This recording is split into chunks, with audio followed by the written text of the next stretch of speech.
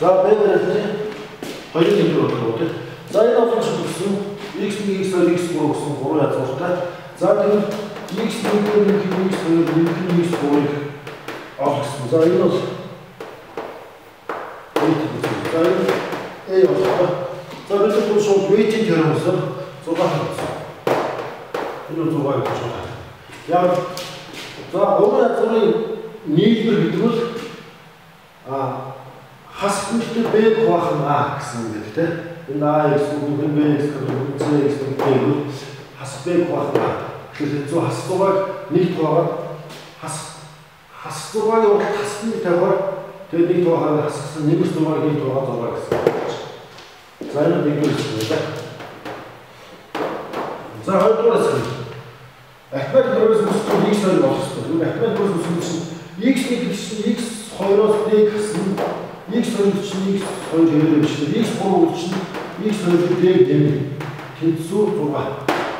За энэс энэ хоёр устай болох. 3 x2 6 тэнцүү чинь x2 дээрээс 2 тэнцүү байна. За тэгэхээр x2 2 тэнцүү чинь b 2. a 6 b 2 нөхдөс тийм. За одоо уул прогрессын ялгуурыг авсан. За ялгуурыг авах би ихчээ. За энэ мэдээж x2 дундах гişүүг x2 2-таар үзсэн чинь энэ олон шууд маань x кубээс хассан нурман x гараад нэмхэн 9x хассан энэ олон шууд маань за энэ хатны энэ олон шууд маань x-с 2 хуваагдсан. x-с 2. За x-с 2 хуваагдах юм чинь нэг шин нэг язгуурын шууд хоёр гарсан шүү. Тэгэхээр x-с 2 хуваагдах за энэ хамаг шууд үзэлхээр болох. x хамаг гэж байгаа баг хасан дугаар x болох хас 2x хасхан 4x гэж байгаа хас дугаар x гэдэг болно. За тэгээд нэмхэн 8x чинь нэмхэн 1 байж байгаа. За энэ тэнцвэрийг гэдгээс мэдээж 2x шиг байна. Одоо энэс x2 x1 нэг гурван. За харъя. 2 1 хас 2 гурван. За энэс 3 шиг биччихье. Өөрөлдөө x1 гэдэг нь 2-оос хасах нь 3. x2 гэдэг нь 2-той тэнцүү. x3 гэдэг нь 2-ийн нэмэх нь 3 гэж гарч байгаа. За ингэж гарахаар энэ язгуурыг ихнийхтэй нэмэхээр энэ гараад дахиад язгуурыг нэмэхээр гарч. Тэгэхээр эндээс арифметик хөрөөс үүсэх боловч арифметик хөрөөсийн ялгуур буюу дэний язгуурд 3-той хэлж байна. За энэс би юу гэж хэлэхээр C-ийн 3 гэж хэлж байна. C-ийн 3.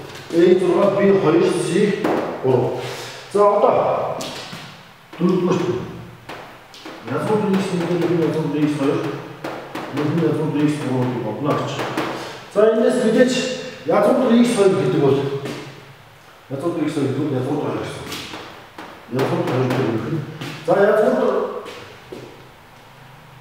x1 x3 гэдэг бол за би язгуур дотор оруулах би гэж язгуур за 2-оос хасах язгуур 3 нэмэх язгуур 2-ын язгуур 3 за бүгдийг язгуур 2-т хуваагаад дахиад язгуур 2 үзэх шиг юм бол энэ бол 2-той хэцүү болно. Нөгөөх нь яг язгуур 4-өөс 2 язгуур 3 болно. Нөгөөх нь язгуур 4-ээр нэмэх 2 язгуур 3 болно. За одоо энэ бол нэрийг хуваах язгуур 2 байж байгаа. Энэ 2 нэмэх. За энэ бол бүтэн гадар байна. Язгуур 3-аас хасах нэг гэсэн юм бүтэн гадар. А энэ бол яг язгуур 3 дээр нэмэх нэг гэсэн үг байна. За эндээс нэмэх хасах энэ удаагаад. За тэгэхээр нэгийг хуваах язгуур 2 чинь 2 дээр нэмэх нь 2 язгуур 3 гэж байна. За энэс 2-ыг хаах юм гаргаад нэгтэй хураачих юм бол язгуур 2 дээр үрчин. За нэг дээр нэмэх нь язгуур 3. За энийг яг өгсөн энэ нөхдөс дөрвөлж мөн тохируулах юм бол D дээр 2 E дээр 1 F дээр 3 гэж үргэлж гарна. За энэ мөн адилхан. A6, B2, C3, D2, E1, F3 гэж үйлдүүлсэн байна. За тэгээд энэ мөн адилхан А вариантын 2-1 бодсонтой адилхан ингээд вэйж юм ашигласан. Дараа нь яг бас А варианттай адилхан прогрессийн чанар ашиглаад дундах шүү X2-ыг олсон. Харин А вариант дээр энийг X-ээс болж багын ишлэгээр хуваажсан бол одоо энэ шууд яг үржүүлэлт завхрын гэдэг нэг гişin үржүүлэлт өмнө гарах хэрэгтэй гэдгээс энэ үлдсэн нөгөө камер хурагшин олсон. Тэрүүгээр жоо ялгаатай бодол хийлээ.